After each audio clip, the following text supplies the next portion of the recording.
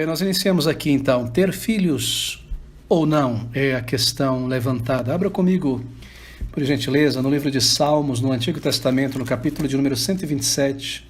Salmo de número 127, versículo de número 3. Salmo muito conhecido e muito utilizado nesta temática. Salmo 127, versículo 3. Eis que os filhos são herança do Senhor, e o fruto do ventre, o seu galardão. Bem, a primeira coisa a ser dita, baseado nesse texto, é claro, é que deveria ser algo natural e desejável para um casal cristão desejar ter filhos. A Bíblia aponta para isso. É uma bênção do Senhor. Se você abrir comigo também em Gênesis capítulo 1, versículo de número 28, nós temos este mandato do Senhor ao primeiro casal de ter filhos, de procriar e encher a terra. Gênesis 1, versículo 28, e Deus os abençoou, Adão e Eva, e Deus lhes disse, frutificai e multiplicai-vos, e enchei a terra, e sujeitai-a, e dominai sobre os peixes do mar, e sobre as aves dos céus, e sobre todo animal que se move sobre a terra. Assim deveria ser algo natural e desejável para um casal cristão apto a ter filhos, desejar ter filhos. E a palavra de Deus aponta para isso aqui em Gênesis 1, 28. E também nosso primeiro texto, Salmo 127, dizendo que os filhos são herança, uma bênção dada do Senhor, o fruto do ventre, o seu galardão. Quando nós pensamos também sobre a maneira como Deus criou o homem e a mulher, a biologia, a anatomia humana, nós percebemos que o corpo humano foi criado com essa característica reprodutiva, com os órgãos e a capacidade de procriação. A própria diferenciação inicial entre macho e fêmea na criação aponta para isso. Lembre-se que Deus criou o homem. E deixe-me colocar nesse sentido, o homem no sentido de gênero masculino. Todavia, não existia essa diferenciação em um sentido geral, não é? Uma vez que ainda não existia a mulher. Mas Deus criou o homem. Então, Ele criou a mulher. E essa diferenciação entre macho e fêmea na criação já aponta também para o objetivo da procriação. Então, a anatomia, a biologia, a maneira como Deus criou o homem e a mulher. Eu não estou dizendo aqui que a mulher, observe isso, foi criada primeiramente para dar filhos a Adão e para encher a terra. Esse é um ponto importante, meus queridos. Não, nós lemos que Adão, o homem, criado à imagem e semelhança de Deus, ele estava só e sem uma companheira idônea, uma auxiliadora. Todos os animais possuíam uma companheira idônea, se eu posso colocar nesses termos, não é, para a procriação também, para encher a terra. Mas Adão se viu sem esta companheira, esta adjuntora idônea, esta auxiliadora. Assim, a primeira função, ou o primeiro chamado da mulher no casamento, quando Eva foi criada, não foi, como eu mencionei, de dar filhos a Adão e encher a terra, mas sim de ser uma companheira, uma auxiliadora ao marido, ao homem. E não a de ser mãe, mas de ser uma companheira. Assim, os filhos viriam na sequência, a procriação também viria na sequência. E este é o meu ponto, eu menciono isso, porque o casamento, ele não deve ser visto apenas pelo homem ou pela mulher como um trampolim apenas, ou um ambiente apenas para procriação, para ter filhos.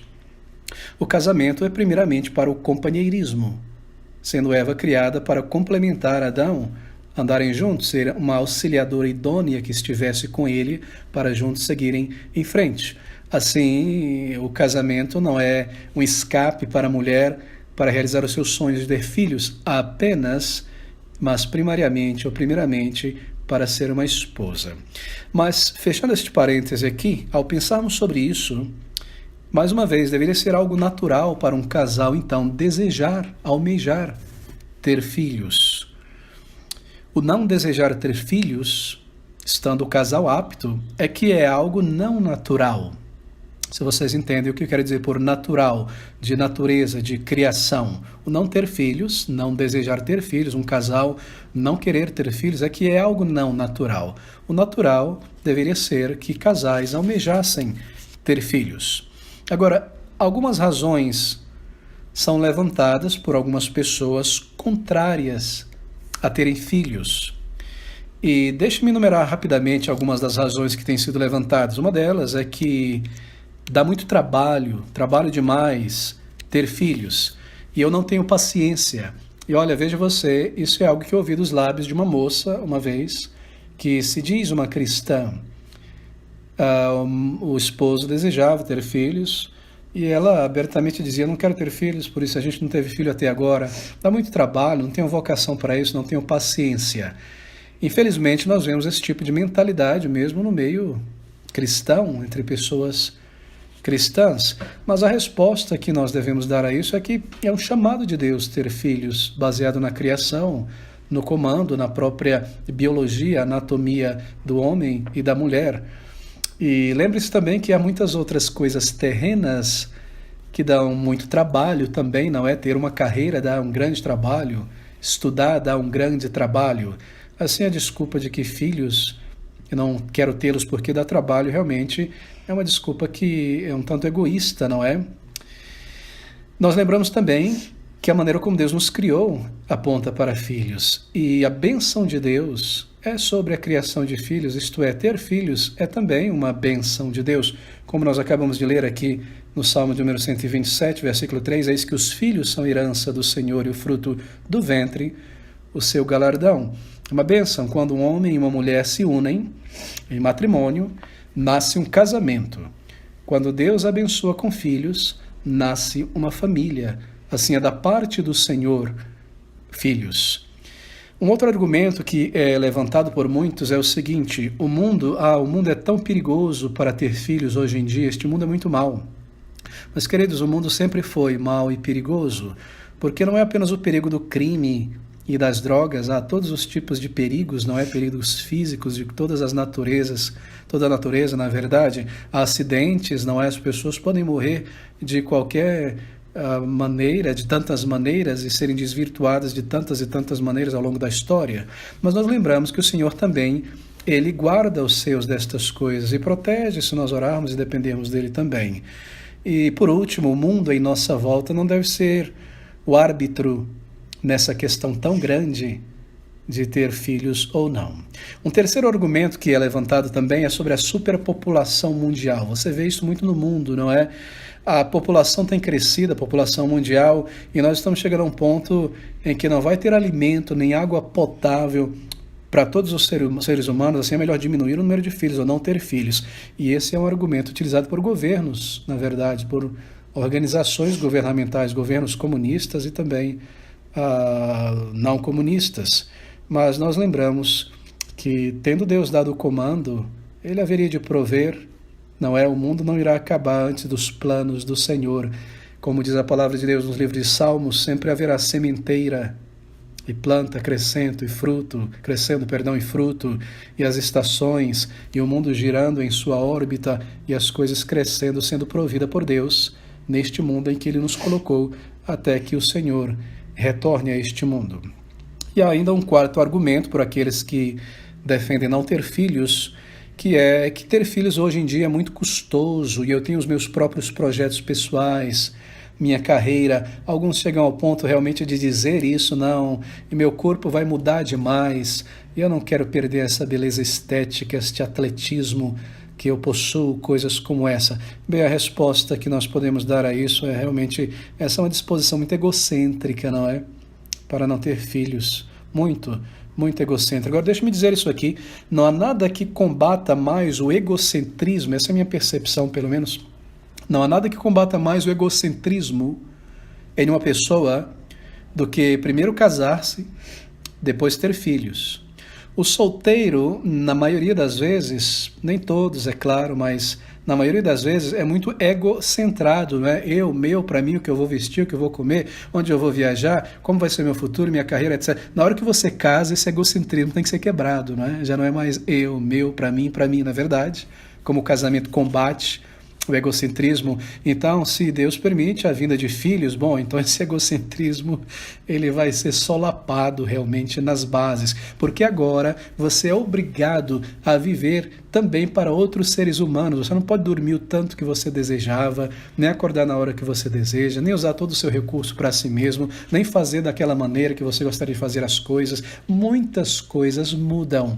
Assim, não há nada que altere mais, não é trabalhe mais o ego de uma pessoa do que ter filhos. E isso é uma bênção do Senhor. É nisso que está incluso aqui nesse versículo de número 120, Salmo 127:3, eis que os filhos são herança do Senhor, fruto do ventre seu galardão. Bênçãos em muitos sentidos, não só em tê-los, mas no que eles causam a nós e também resultam no mundo e na comunidade em volta. Assim nós rebatemos estes argumentos tão superficiais e egoístas de pessoas que estão aptas a terem filhos num contexto cristão e não pensam, não estão abertos, não consideram isso aí.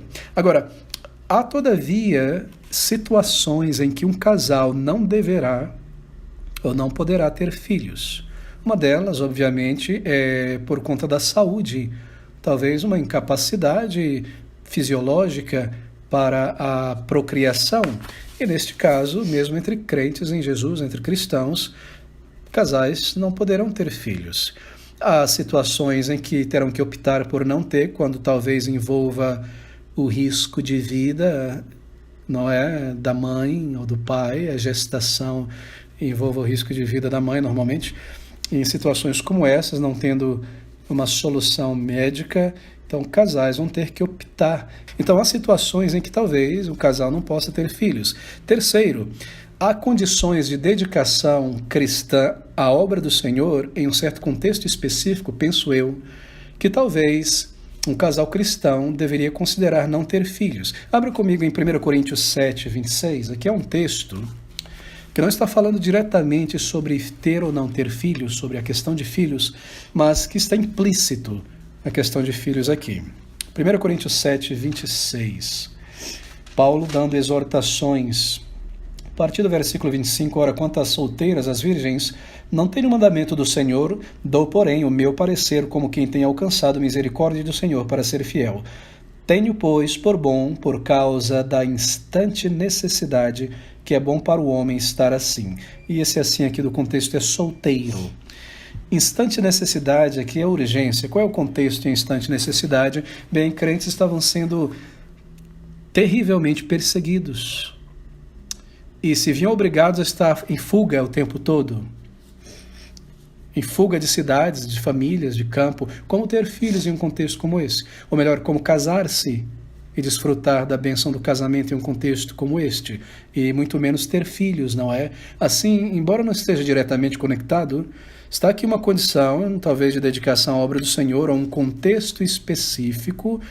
Nós não passamos por esse contexto no momento, ou certos contextos em que talvez para o momento o casal cristão precise considerar não ter filhos, estar no meio da guerra, tendo que fugir, como aqueles primeiros cristãos, e Paulo exorta que talvez para aquele momento, isso não é um comando para a vida, porque aquele contexto de urgência passou, não é? Na maioria dos países há liberdade cristã, você pode ter tua casa, viver, trabalhar, ter teus filhos. Mas aqui está também uma outra área ou situação em que um casal talvez não poderá ter filhos, questões de saúde, questões de risco de vida e uma condição de dedicação à obra, não casar-se, ou dependendo do tipo de trabalho missionário em que você não teria condição realmente de casar, por se entregar por inteiro a esse trabalho, não é? Movendo-se de um país para outro, de uma vila para outra, e ter filhos também, nesse contexto, seria muito difícil, talvez quase impossível, não impossível, mas extremamente difícil. Então, há momentos e há situações em que um casal talvez não poderá ter filhos, de modo que deveria ser algo, voltando ao nosso ponto anterior aqui, tendo Deus criado o ser humano, homem, macho e fêmea, essa diferenciação para a produção, tendo também comandado o ser humano, sendo filhos uma bênção do Senhor, deveria ser algo natural, primeiramente, para um casal física e mentalmente apto ter filhos, desejar ter filhos, estar aberto a ter filhos. Não desejar ter filhos para um casal cristão, quando se está apto, é que não é natural. Devo colocar nesse sentido. Agora, a nossa pergunta é: ter filhos ou não? Deixa-me dar uma exortação aqui, tendo tocado nestas questões, porque é necessária uma exortação pastoral. A minha primeira exortação é para aqueles que dizem: eu não desejo ter filhos, embora estejam aptos. Bem, eu penso que casais assim deveriam fazer um exame do coração. Eu não conheço a situação de casais na nossa igreja, em geral, que não têm filhos. Assim, essa é uma exortação a todo cristão. Mas casais cristãos que estão aptos e dizem: não desejo ter filhos, devem fazer um exame do coração à luz destes textos e destas verdades bíblicas. Primeiro, o exame deve ser feito da seguinte forma: eu estou sendo influenciado pelo mundo em minha decisão de não ter filhos, pela mentalidade, digamos, anticoncepcional total deste mundo, 0 filhos?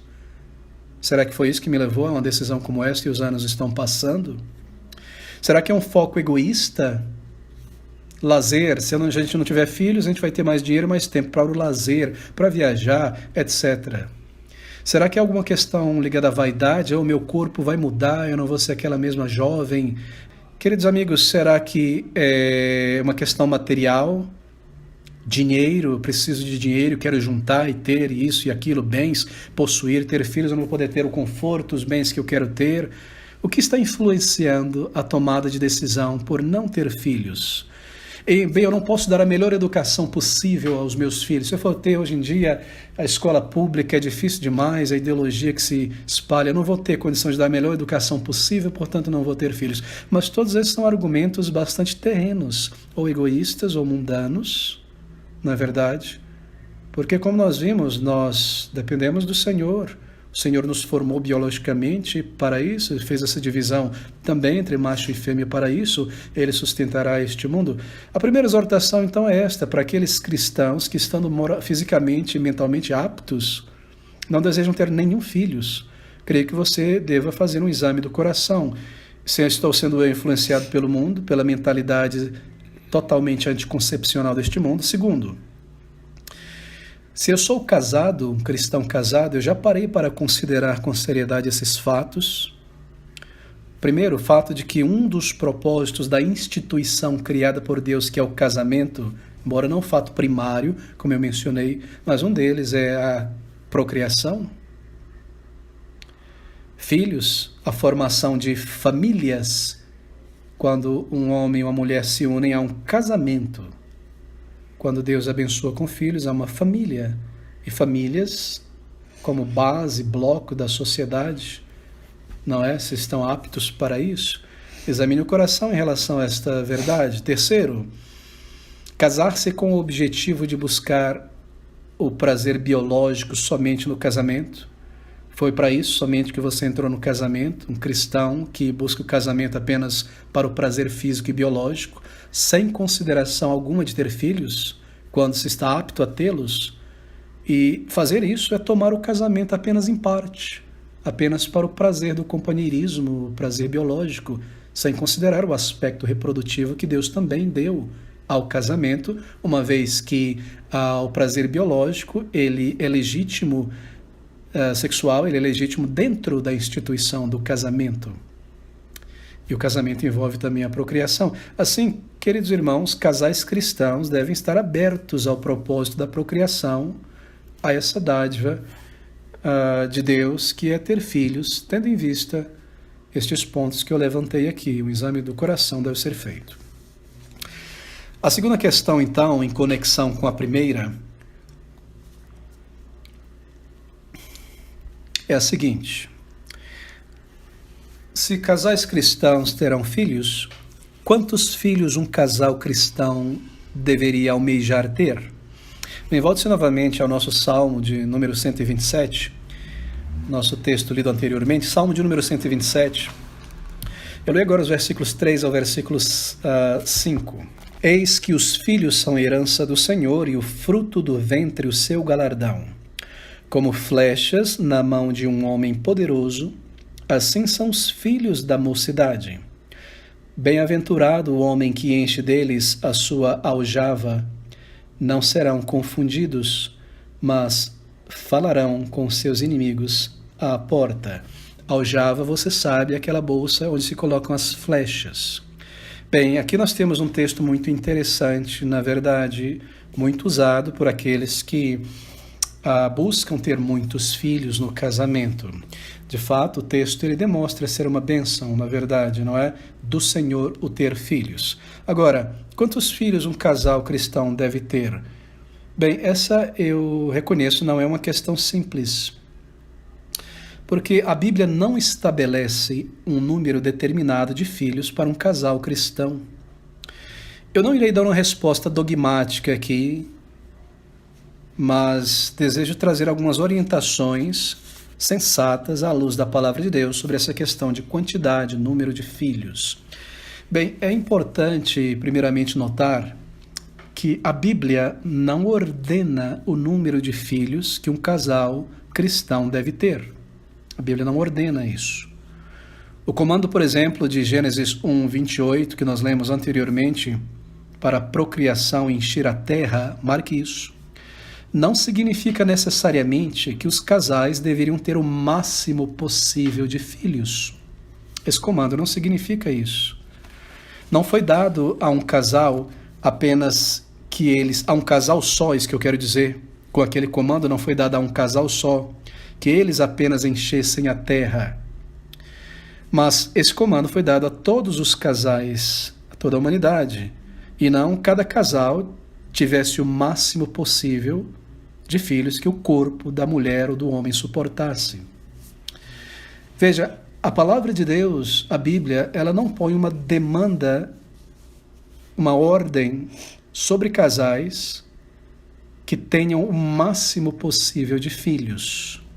Não há essa demanda na Bíblia, na palavra de Deus. E é importante manter isso em vista. Sim, filhos são uma bênção do Senhor. Como eu mencionei, casais aptos devem estar abertos e considerar ter filhos. Mas a palavra de Deus não impõe uma ordem, uma demanda sobre casais que eles deveriam ter o máximo possível que o corpo suporta. Não há isso na Bíblia. Há de se mencionar também, marque isso, que um grande, imenso número de homens e mulheres, meus irmãos, são estéreis. Um artigo científico eu estava lendo outro dia na revista inglesa Nature, de mais ou menos 14 de abril, se não me engano, de 2020, toca nessa questão da infertilidade masculina e feminina. E é dito que a infertilidade, eles tiram esses dados da Organização Mundial de Saúde, a infertilidade afeta acima de 186 milhões de pessoas em todo o mundo. Nos Estados Unidos, somente é lançado esse dado, 11% das mulheres são inférteis e 9% dos homens são inférteis.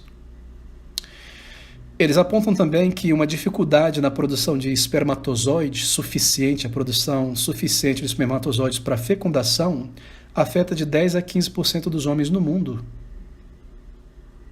12% das mulheres casadas têm dificuldade em engravidar, muita dificuldade em engravidar, ou de manter a gravidez depois de ter engravidado, acontecendo muitos abortos naturais. Há também o fato, que às vezes não é mencionado muito, de que em muitos casos a primeira gravidez aborta naturalmente. Por quê? Porque, conectando com o nosso estudo anterior, há uma degeneração genética que se acumula ao longo dos séculos, desde a queda do ser humano no pecado, de tal maneira que nós estamos tão intoxicados com, não é, o lixo desse mundo, as ondas radiomagnéticas, os alimentos, os transgênicos e tantas coisas, e as problemáticas genéticas, que muitas vezes a primeira concepção, infelizmente, é uma vítima dessa toxina do corpo da mulher, que absorve toda essa toxina, meio que limpando o corpo. Assim, eu estou levantando alguns pontos para nós sermos um pouco mais sensatos ao lidar com esta questão. Por quê? Porque às vezes há movimentos nécios na internet que influenciam pessoas. Vamos ter filhos à vontade, é maravilhoso, e as pessoas não são sensíveis ao fato de que muitos cristãos não estão aptos a terem filhos. E assim não percebem às vezes os desafios que é para alguns cristãos, não são sensíveis na sua atitude, na sua postura. Nos últimos 35 anos, ainda conectado ao artigo que eu mencionei, o artigo diz que houve um declínio de 57% na concentração de espermatozoide em todo o mundo. Tem se diminuído a produção. De 1973, é mencionado, a 2011, os autores desse artigo relatam um declínio de 50% a 60% na concentração de espermatozoides. Na América do Norte, na Europa, na Austrália, na Nova Zelândia. Eles mencionam o Brasil, alguns autores também têm publicado sobre concentração decrescente no Brasil, e a porcentagem de espermatozoides morfologicamente normais, ou em sua forma, não deformada, tem caído 7,8%. E essa diminuição está naturalmente relacionada, eles apontam, ao estilo de vida das pessoas, aos hábitos, à idade, ao consumo de álcool, ao tabaco, ao estresse, a questões genéticas degenerativas. Como fatores também, outros fatores como fatores endócrinos, não é? Dificuldades, se você tem dificuldades endocrinológicas, não é? Tireoide, você pode entrar numa menopausa precoce, sem saber. Dietas alimentares, consumo de café em excesso, tudo isso é apontado nesse artigo. Coisas que nós não sabemos, os anos vão passando e nós não percebemos. Até também chegar à menopausa. Assim, meu ponto, fechando este parênteses mais técnico aqui, é que um grande, imenso número de casais não conseguirão ter filhos. Não poderão ter filhos. Alguns poderão somente com a intervenção médica. E nós não estamos ainda tocando na questão da intervenção médica legítima ou ilegítima para um cristão. Na verdade, para outras pessoas, ter filhos é algo inatingível, na verdade, para milhões de pessoas. Bem, outra coisa a ser mencionado é que, nessa questão, porque a pergunta é quantos filhos ter, é difícil controlar com precisão o número de filhos por casal. Se você deseja ter poucos, é difícil controlar isso. E se você deseja ter muitos, também é difícil fomentar isso. Porque há falhas em métodos contraceptivos, gestações que não foram planejadas, que acontecem. Há também esses fatores que eu acabei de indicar, não é? Dificuldades fisiológicas, médicas, que impedem ter muitos filhos. Ou seja, tanto para mais quanto para menos, independente de você crer ou não em planejamento familiar. Nessa nossa passagem de Salmo 127, versículo 3 a 5, que nós acabamos de ler, uma impressão muito interessante é dada aqui, que é a impressão de que um casal deve buscar ter muitos filhos. Esse tem sido o argumento por aqueles que usam o tempo todo este versículo, ou esse texto do Salmo de número 127. Aqui está um salmo dizendo, filhos são uma bênção, tenha o máximo possível, à vontade, enquanto o corpo aguentar. E esse é o versículo que tem sido malhado, utilizado muito. Agora, parece que essa é a impressão que dá. E alguns têm usado esse texto contra planejamento familiar, porque planejamento familiar não quer dizer não ter filhos, quer dizer ter filhos, mas de que maneira, em quanto tempo, quantos. Planejamento familiar também envolve isso. Ou contra ter qualquer filho, contra planejar quantos filhos você vai ter, não é aptos a criar, apenas tê-lo, como eu mencionei, conforme o corpo permite gerar. Mas veja, é importante nós percebermos o que esse Salmo de número 127 diz. Porque há um contexto histórico aqui. Deixe-me ler novamente, versículo 3. Eis que os filhos são herança do Senhor, e o fruto do ventre o seu galardão. Como flechas na mão de um homem poderoso, assim são os filhos da mocidade. Bem-aventurado o homem que enche deles a sua aljava, como flechas, não há muitas flechas na aljava, não serão confundidos, mas falarão com os seus inimigos à porta. Você percebeu o contexto aí? Há um contexto histórico aqui, penso eu.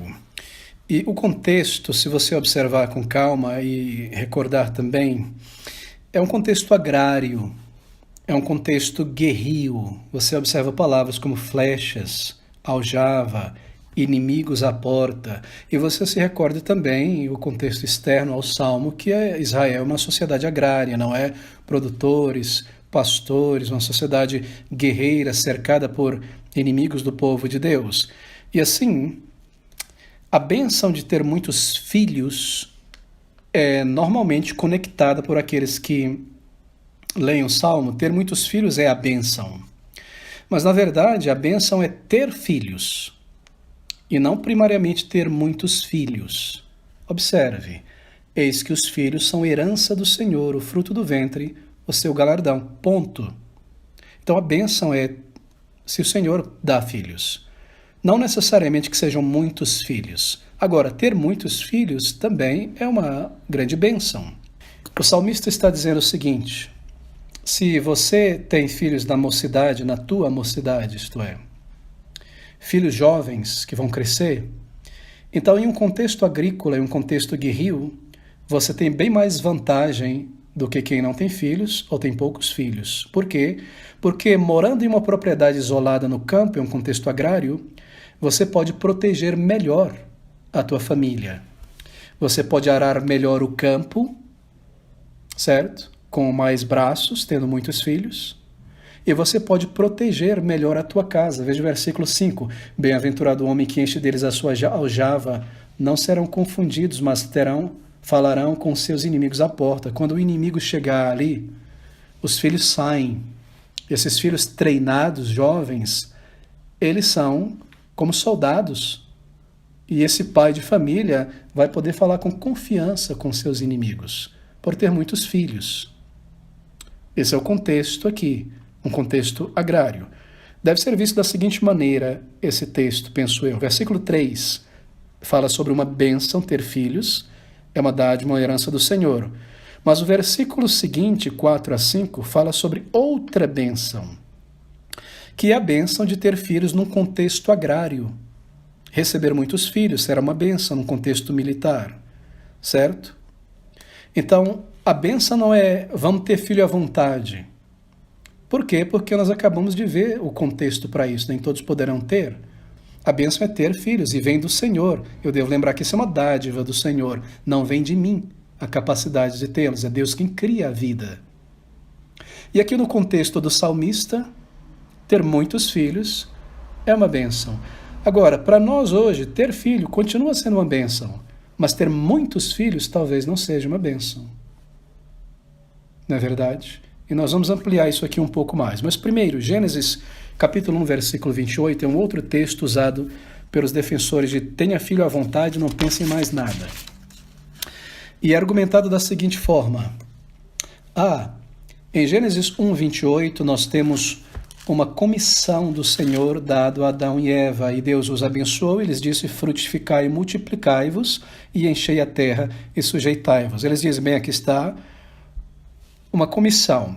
E eles argumentam da seguinte forma, bem, nós estamos aqui na era do Evangelho, nós temos a grande comissão do Evangelho, mas aqui de Mateus capítulo 27, é claro, 28, mas aqui em Gênesis 1, 28, nós temos a primeira forma da grande comissão. Gênesis 1, 28 é a segunda forma da grande comissão. Então nós temos duas grandes comissões. Uma é evangelizar o mundo inteiro e a outra é encher o mundo inteiro. Mas isso é um equívoco, porque há apenas uma grande comissão, que é Mateus 28, 19. Essa é uma comissão espiritual, certo? A comissão ou o comando de Gênesis é dado ao mundo inteiro, não somente à igreja. Todos os seres humanos deveriam procriar estando aptos, Deus abençoando para isso. Mas a grande comissão de Mateus 28 é só para o crente, não é dada ao mundo inteiro. Ok? De modo que a grande comissão não é ter filhos e encher o mundo de pessoas, a grande comissão é pregar o evangelho a toda criatura. E servir o Senhor em obediência tem prioridade sobre a reprodução biológica para um casal.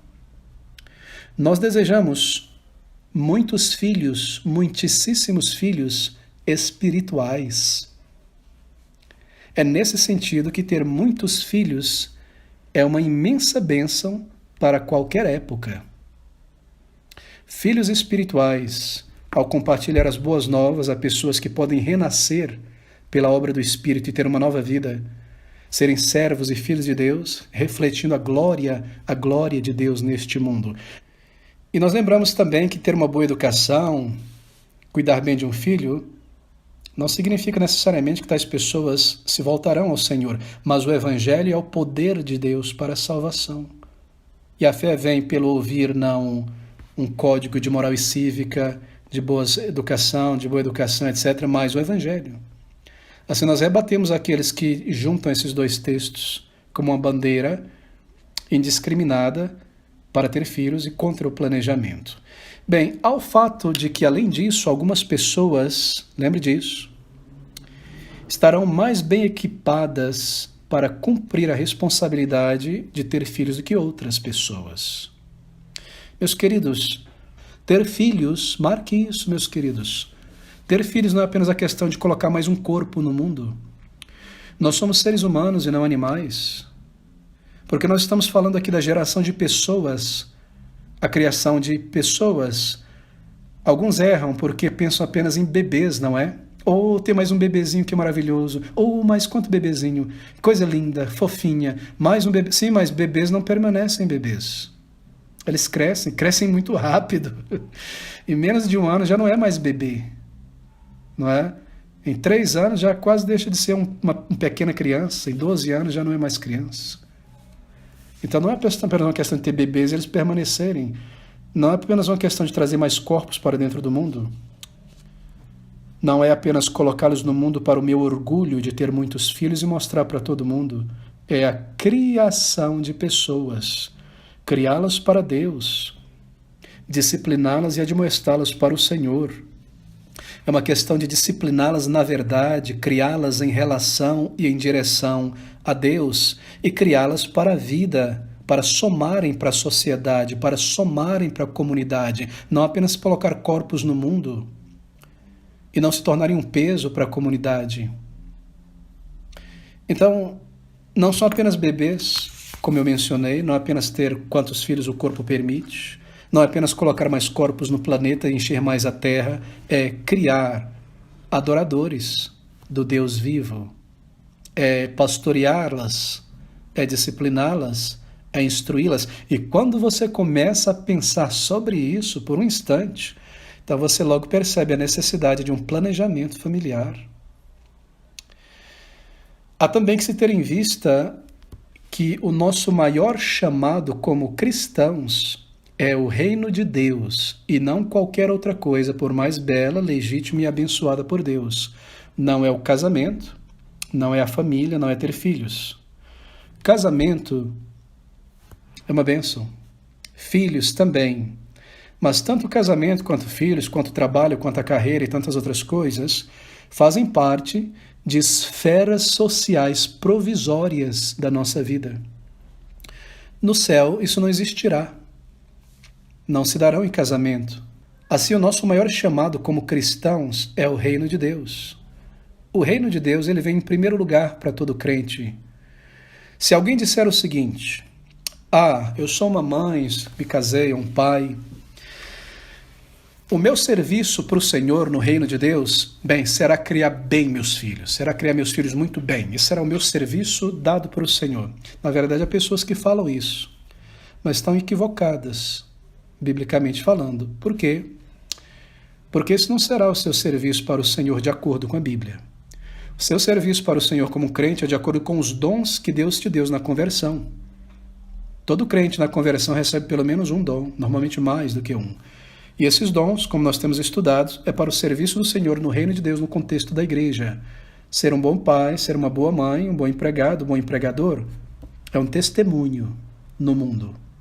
E não o seu serviço ao Senhor. O seu serviço ao Senhor é de acordo com a ferramenta que Deus te deu, o dom que Deus te deu, espiritual. Ser um bom pai, uma boa mãe, criar bem os filhos é um testemunho que nós temos no mundo. Você recebeu dons na conversão. E a formação de uma família, ou quantos filhos, porque esta é a questão que nós estamos lidando, quantos filhos ter, deve levar isso em consideração, que eu tenho um chamado para a glória de Deus, no reino de Deus, com os dons que Deus me deu. Se eu for ter filhos em demasia, como eu vou servir ao Senhor? Eu vou enterrar os dons, enrolá-lo em um lenço? Assim, nós devemos considerar isso. Por quê? Porque ter filhos toca na minha questão do serviço ao Senhor. Eu preciso servir a Cristo na igreja, ter uma parte na obra do Senhor.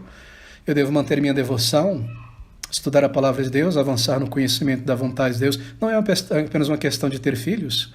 Imagine você, estou aqui pensando agora extemporaneamente, teoricamente, se você vai ter aí 15 filhos, 19 filhos, 8 filhos, você começa a ter filhos aí novo, 20 anos de idade, 18, 17 anos de idade, talvez menos, 16. Então você deseja ter aí digamos que até os 45, mais, não sei, você está até a menopausa, você esteja apto a ter filho, sua menopausa, você vai ter aí 25 filhos, se você tiver um por ano. Quase impossível, não é? Você vai passar 25 anos da tua vida cristã apenas tendo filhos, quase não conseguindo servir a Deus. E depois os próximos 25 anos criando eles. Para que eles cheguem à vida adulta, 21 anos mais ou menos, se casem, etc., não é? Então você vai chegar aos 70 anos, que é praticamente a vida de um ser humano, apenas focado nos filhos. E o teu serviço ao Senhor, e o alcançar almas, filhos espirituais, os dons que Deus te deu. Então é um equívoco dizer, meu serviço ao Senhor será ter filhos e criá-los bem para a glória de Deus. Não, seu serviço ao Senhor é conforme o dom que Deus te deu. O seu bom testemunho é criar bem para a glória de Deus os filhos que Deus te deu. Mas o reino de Deus vem em primeiro lugar. Esse é um princípio bíblico, esse é um princípio da palavra de Deus. O reino de Deus vem em primeiro lugar. Não quero ofender emoções aqui, não. Mas na nossa cultura, as coisas são invertidas, sobretudo no pentecostalismo, que colocam da seguinte maneira, família, igreja, trabalho, amigos, etc. Não, não, não. Igreja primeiro, ou reino de Deus primeiro, buscai primeiro o reino de Deus e a sua justiça. Até porque, lembre disso, a nossa verdadeira família eterna são pessoas salvas, não é verdade? Então, quando um crente diz, não vou servir ao Senhor, evangelizar, vai ter um almoço lá em casa, a gente tem que estar sempre em família, família, família, família, o ídolo da família, filhos e tantas coisas, não é? Esse é um erro, porque o reino de Deus vem primeiro. A nossa família real, no final das contas, duradoura, é aquela cristã, porque veja você, mesmo quando nós falamos sobre família, raramente ainda entre crentes, todos da família são salvos, não é? Porque às vezes é só você na família salvo, família biológica. De maneira que suas melhores emoções, compartilhar alegrias, às vezes são com pessoas salvas, mais do que com a tua família biológica. Muitas famílias são fragmentadas, separadas. Então, até num contexto humano do pecado, nós vemos isso. Então, o reino de Deus vem em primeiro lugar, a igreja, isto é, o contexto de servir ao Senhor. E a família deve girar em torno disso. Porque é uma esfera provisória, bela, maravilhosa, abençoada por Deus. Nós não negligenciamos a família. Essas coisas estão interconectadas, né? O casal vai servir ao Senhor, tem filhos, então o casal deve conversar. Olha, é um bebezinho, eu vou precisar ficar hoje, você vai, no domingo que vem eu vou no evangelismo, a gente vai revezando, ou eu vou para a sala de pais e bebês, você fica no salão, no culto, no domingo que vem a gente reveza, mas é o reino de Deus. E nós vamos ficar ambos em casa até que essa criança consiga andar, chega aos 3 anos de idade, a gente vai para a igreja. Pessoas que têm desculpas carnais, na verdade. Não, queridos. O reino de Deus. Mas eu fecho mais um parêntese aqui. Assim, a resposta à pergunta, quantos filhos ter? A resposta é, tantos quanto você esteja apto a realmente discipular e pastorear. Para se tornar pessoas que construam suas vidas em relação a Deus, em direção a Deus. Porque não é apenas colocar corpos no mundo. Então deve haver um planejamento familiar, não é? E como cristãos que se baseiam na palavra de Deus, nós estamos cientes, é claro, que crianças não nascem neutras. Alguns parecem pensar assim.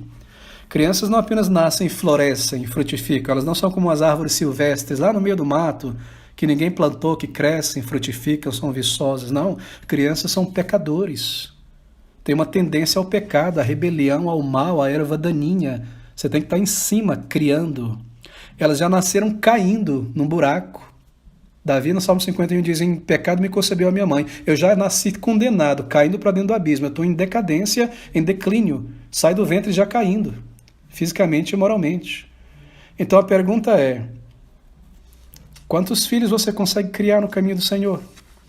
Quantas cordas para não deixar essa criança cair no fundo você consegue segurar na tua mão? 2 cordas, 1, 3, 4, além de servir ao Senhor.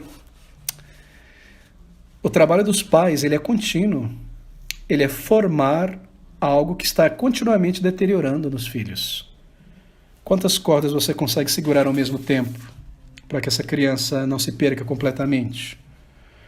Quanto tempo você tem? Quantos recursos? porque a formação equipar para a vida, não é verdade? Segundo, então esse é o primeiro ponto para a resposta: quantos filhos ter. Segundo, tenha tantos quantos não tomarão ou roubarão dos outros elementos que compõem o casamento, porque lembre, casamento não é só para ter filho. Casamento também é para o companheirismo, para a vida biológica, conjugal. Isso também deve ser dividido, não é? O tempo com o casal, o companheirismo com o casal. Isso deve ser considerado outro aspecto do casamento. Terceiro, tendo em vista o seu serviço ao Senhor no reino, os dons que você recebeu na conversão. Quantos filhos ter? Tantos quantos você está apto a discipular, pastorear, criando para Deus. Tantos quantos não impeçam o completo desenvolvimento do casamento. Deve-se ter também em vista o teu chamado ao serviço do Senhor, e em particular na igreja onde você serve a Cristo. Assim, para você alcançar todos esses propósitos que envolvem ter filhos, você precisará considerar e avaliar vários fatores para saber quantos filhos, ou orar ao Senhor por quantos filhos ter. Fatores tais como a sua saúde física e mental, a saúde física e mental do casal, a sua idade, o seu tempo disponível para dedicar ao número de filhos uma quantidade boa, correta para a criação, a demonstração, pastoreio e dedicação, os recursos materiais disponíveis para o casal, o dinheiro que o casal tem, a capacidade que o casal tem de suprir as necessidades materiais e emocionais de todos os filhos bem, a capacidade de gastar tempo e atenção adequada para pastorear, disciplinar estas crianças, a condição social que as crianças serão obrigadas a crescer no bairro, na cidade, na vila, no contexto histórico em que a criança está crescendo, a saúde física e mental dos primeiros filhos que forem nascendo, porque se você tem um filho com alguma deficiência, isso vai pesar muito no tempo, no esforço, na saúde, para criar o teu segundo filho, o terceiro filho também, não é? A energia do casal, a capacidade intelectual de ambos para ensinar, não é, as coisas básicas da vida. Lembre que há casais que, por alguma dificuldade, tiveram menos acesso à educação. Como é que eu vou ensinar essa criança a ler, ou corrigir isso, ou perceber isso, e tantas outras coisas que a sociedade moderna exige. Tudo isso e outros fatores devem ser levados em consideração para poder pastorear e discipular seres humanos que nasceram. Uma vez que Deus não dá seres humanos a um casal apenas para desfrutarem deles, ou bebezinho lindo, sorrir e se encantarem, mas para criá-los para a vida, criá-los para Ele, para o Senhor. Tudo isso em vista, então, e nós corremos para o final aqui, nos leva a compreender que casais cristãos, muitas vezes, podem adotar, sim, um planejamento familiar, de modo a alcançar os demais propósitos do casamento e da geração de filhos, que é o companheirismo mútuo, os prazeres da união conjugal e a responsabilidade e capacidade, de fato, não é, de criar os filhos que têm, mais do que apenas tê-los. E o casal, é claro, deve considerar esse assunto junto, não é? É algo que ambos devem conversar com muito cuidado. O casal cristão não deve negar estar aberto à dádiva do Senhor de ter filhos, quando eles estão aptos em sua saúde física e mental para isso. E tendo tudo isso em vista, o casal cristão pode às vezes escolher algum método contraceptivo consistente com a moral cristã para o planejamento familiar. Porque se eu vou considerar quantos filhos eu vou ter, eu preciso considerar um método contraceptivo consistente com a moral cristã para planejar um planejamento familiar. Deixe-me concluir então com algumas breves admoestações pastorais aqui. Casais jovens, às vezes, são imaturos. Estou falando de casais em nosso meio, mas eu vejo isso na internet. São influenciados por certos movimentos na internet. Movimentos do tipo, tenha o máximo possível de filhos, é uma bênção, siga, vamos, etc. Isso é um erro. Não percebem, muitas vezes, que estas bandeiras que estão em sites, blogs, páginas cristãs, tem uma agenda ou uma teologia por trás. Por exemplo, não estou fazendo uma crítica derrogatória aqui não, mas uma crítica apenas. No meio pedobatista, a maioria dos vídeos, das conferências, dos livros de Facebook, essas coisas que são levantadas hoje, tenha muito filho, tenha mais filho, é uma beleza, é maravilhoso, vem do contexto pedobatista. Por quê? Porque, tristemente, em alguns grupos pedobatistas, a igreja ela é preenchida por filhos e não por pessoas que são alcançadas com o evangelho. Então vamos ter muita gente, muito filho na igreja. Então é por isso que eles tomam essa bandeira. Eles não vão atrás pregando o evangelho nas ruas. É a questão da ideia incorreta, pedobatista, da aliança, não é? Que o filho faz parte da aliança por ser filho de um crente. Assim, igrejas são enchidas tendo muitos filhos. Então, por isso que eles promovem bastante isso. Eles são líderes, pregadores, homens e mulheres desse contexto. E às vezes batistas que deveriam saber mais são influenciados por isso, sem perceber a teologia por trás. Então, tomem cuidado com essas coisas na internet. Segundo, pessoas às vezes que levantam estas bandeiras, elas, crentes muitas vezes, é triste ver isso, às vezes são insensíveis aos desafios que outros casais cristãos experimentam por não poderem ter filhos. E você fica levantando essa bandeira aí, vou ter 10 filhos, vou ter 15 filhos, tão insensível, é uma bênção do Senhor, por que não ter filho? Pare e pense, amadureça um pouco mais, não é? Há casais que não poderão ter filhos. Não terão e seguirão bem, alegres e felizes, servindo ao Senhor com os seus dons. Terceiro, problema com casais às vezes imaturos. Jovens que querem casar e querem ter muitos filhos, eles se esquecem que a vida pertence a Deus. É Deus quem dá a vida, não é uma questão, vou me casar e vou ter um monte de filho, não. A vida pertence ao Senhor. Abra comigo em Tiago, para me completar aqui, capítulo 4, a partir do versículo 13, Tiago diz o seguinte: E agora vós que dizeis, hoje ou amanhã iremos a tal cidade, lá passaremos um ano e contrataremos e ganharemos, digo-vos que não sabeis o que acontecerá amanhã. Porque que é a vossa vida? É um vapor que aparece por um pouco e depois se desvanece. Em lugar do que deverias dizer, se o Senhor quiser, e se vivermos, faremos isto ou aquilo. Mas agora vos gloriais em vossa presunções. Toda glória tal, jactância tal como esta é maligna. Aquele, pois, que sabe fazer o bem não faz, comete o pecado. Será que nós podemos aplicar esse princípio a tudo na vida? É claro. Então aqui está uma exortação àqueles que são jactanciosos. Vou ter um monte de filho, vou casar para ter filho. Digo-vos, não sabeis o que acontecerá, que é a vossa vida, é um vapor que aparece por um pouco e depois desvanece. Em lugar do que devereis dizer, se o Senhor quiser, terei um filho, ou 2, ou 3, se viver, faremos isso ou aquilo. Mas agora vos gloriais no Facebook, na internet, nas palestras, nos adesivos, nas indiretas, nas vossas presunções. Toda glória tal como esta é maligna. Assim, queridos, nós temos uma exortação para este movimento na internet, que se tornou mais um modismo, na verdade, às vezes para distrair a própria igreja, de tal maneira que eu tenho visto que igrejas são tão distraídas que já não mais focam no reino de Deus e no evangelho. Tudo uma questão de ter filhos, homeschooling, triúnvio, pai, mãe, palestras sobre isso, família, o ídolo da família, como disse um pregador norte-americano. Será que não é uma distração satânica que tomou coisas legítimas, boas, para distrair a igreja? É que às vezes a gente acha que o Satanás só usa de métodos sujos, maus. Não, ele pega coisas legítimas para distrair muitas vezes também.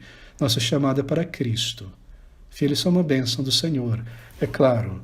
Segundo, uma demonstração para aqueles agora que são dominados pelo mundo e pelo ego e não consideram ter filhos, não estão abertos a dádivas de Deus, quando estão aptos mentalmente e fisicamente para isso. Você deve considerar estas questões sobre ter filhos.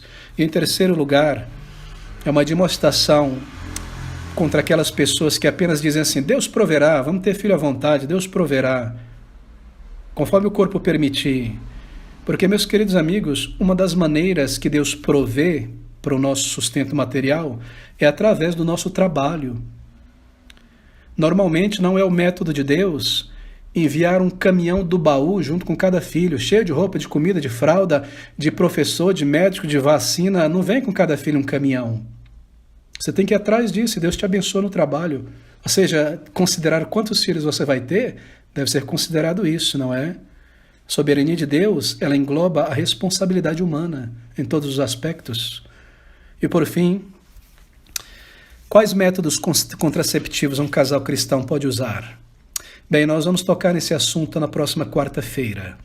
Eu digo de antemão que não há um método específico recomendado, mas deveria sempre ser um método que não seja uma mutilação ou algo permanente.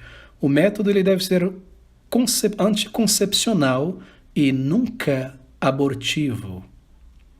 Próxima quarta-feira, o Senhor permitindo, nós iremos então lidar com este tema.